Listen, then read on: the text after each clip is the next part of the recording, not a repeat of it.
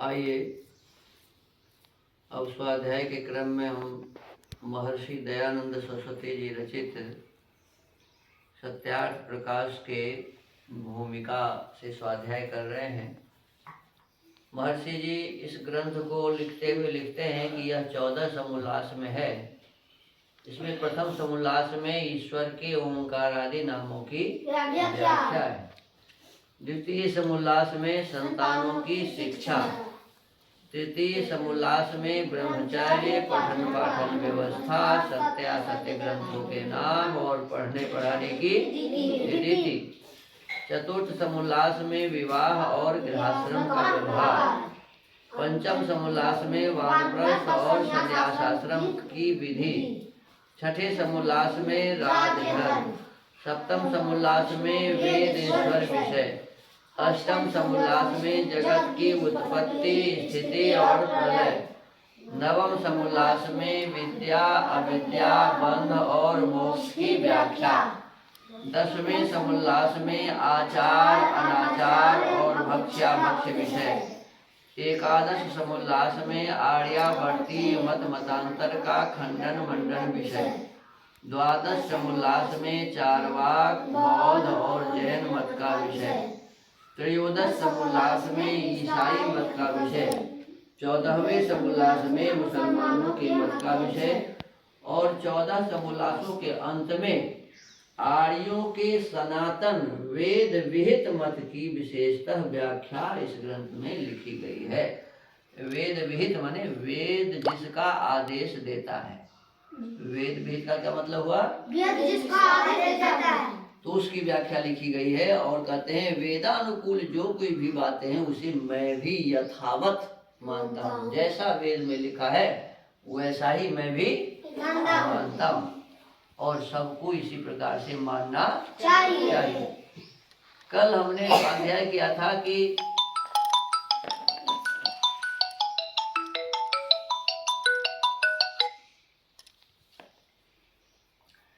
जैनी, कल क्या स्वाध्याय किया था कि जैनी लोग क्या करते हैं कि अपने ग्रंथ में कुछ भी लिखा है उसे सही मानते हैं और उस ग्रंथ को किसी को दिखाना नहीं चाहते और दूसरे के ग्रंथ में कितनी भी अच्छी बातें लिखो तो उनको नहीं मानता, उसको माने उसको गलत मानता है। इस प्रकार की उनकी भ्रांतियां हैं। तो उनके ग्रंथों में कल कहा गया था कि अनेक पुनरुक्त दोष है। एक ही बात को बार बार कहना, एक ही बात को बार बार कहना और बहुत ही ऐसी बातें हैं जो होना संभव नहीं, असंभव बात सब उसमें लिखा हुआ है। तो उनके ग्रंथों की सूची कल इसमें बताई गई थी। आज कहते हैं कि अब 13वें समोल्लास में ईसाइयों का मत लिखा है। 12वें में बौद्ध, जैन, चार्वाक जो नास्तिक लोग हैं उनकी बातें इसमें लिखी हुई थी। और आज 13वें समोल्लास के संबंध में लिखते हैं कि 13वें समोल्लास में ईसाइयों का मत लिखा है। ये लोग बाइबिल को अपना धर्म पुस्तक मानते हैं। उनका धर्म पुस्तक क्या है? बाइबिल।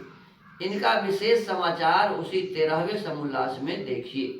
कहते हैं कि 13वें समोल्लास में बाइबिल के संबंध में जो कुछ भी बातें हैं मैंने बाइबिल के माध्यम से इस पुस्तक में लिख दिया है, उसको आप वहां देख लीजिए।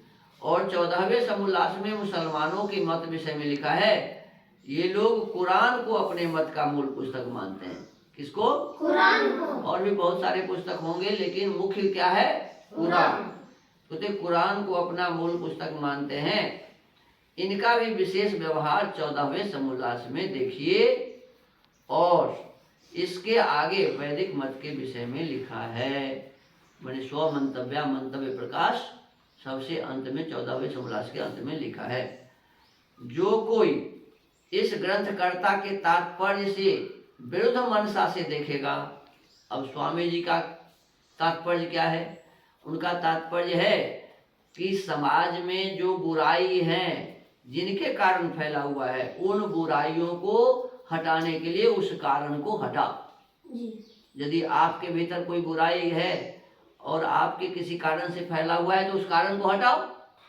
मेरे भीतर कोई बुराई है तो मैं उसको समझूं और जिस कारण से बुराई फैल रही है उसको हटाऊं। तो कहते हैं कि मेरा तात्पर्य तो है कि समाज के बुराइयों को हटाना, गंदगियों को हटाना। लेकिन लोग यदि इस तात्पर्य से देखेंगे कि भाई ये तो मेरे ग्रंथ के बारे में ऐसा लिख दिए हैं तो उसे तो लड़ाई करना है, इनसे उनसे लड़ाई हो जाएगी। तो मेरा तात्पर्य किसी का न दिल दुखाना है, न किसी का हिंताई करना है। जो सही बात है जहाँ पर वहाँ मैंने लिख दिया है और इच्छा है कि समाज सुधरे। उनका मूल उद्देश्य क्या है? समाज सुधरे। तो इसलिए कहते हैं जो कोई इस ग्रंथकर्ता के तात्पर्य से विरुद्ध मनसा से देखेगा उसको कुछ भी अभिप्राय विदित न होगा। उल्टा भाव से जो देखेगा उसको कोई भी लाभ नहीं होगा, क्योंकि वाक्यार्थ बोध में 4 कारण होते हैं। किसी भी वाक्य के अर्थ को समझने में कितने कारण बताए? 4 कारण होते हैं। उस पहली कारण लिखते हैं आकांक्षा। पहली क्या लिखते हैं? आकांक्षा। दूसरा कारण बताते हैं योग्यता। दूसरा क्या बताते हैं? योग्यता। तीसरी है आसक्ति। तीसरी क्या है? आसक्ति। और चौथा है तात्पर्य। चौथा क्या है? तात्पर्य। इन चारों विषय वस्तु को जब तक हम समझेंगे नहीं कि आकांक्षा क्या है, योग्यता क्या है, आसक्ति क्या है और तात्पर्य क्या है, तब तक हम किसी वाक्य को ठीक से समझ नहीं सकेंगे। तो हमको विशेष रूप से लिखते हैं इन चारों बातों पर ध्यान देकर। किन चारों बातों पर? आकांक्षा, योग्यता, आसक्ति और तात्पर्य। आकांक्षा, योग्यता, आसक्ति और तात्पर्य। इन चारों बातों पर ध्यान देकर जो पुरुष ग्रंथ को देखता है तब उसको ग्रंथ का अभिप्राय यथायोगी विदित होता है। अभी आकांक्षा, योग्यता क्या है ये कल इस पर हम चर्चा करेंगे। आज इस स्वाध्याय के क्रम को यही विराम देते हैं। आप लोग इन चारों शब्दों को ध्यान रखिए। 4 शब्द क्या है? पहला शब्द है आकांक्षा। पहला शब्द क्या है? आकांक्षा। दूसरा है योग्यता। दूसरा क्या है? योग्यता। तीसरा है आसक्ति। तीसरा है आसक्ति। और चौथा है तात्पर्य। चौथा क्या है? तात्पर्य। तो इन चारों को हम ठीक से समझेंगे। बिना इसको समझे हुए हम किसी भी वाक्य का सही अर्थ नहीं निकाल सकते। तो इस ग्रंथ में जो कुछ भी बातें लिखी हुई है उसको ठीक से समझने के लिए आकांक्षा, योग्यता, आसक्ति और तात्पर्य को समझना पड़ेगा। तो कल इस पर चर्चा करेंगे। आज स्वाध्याय के क्रम को यही विराम देते हैं। ओम।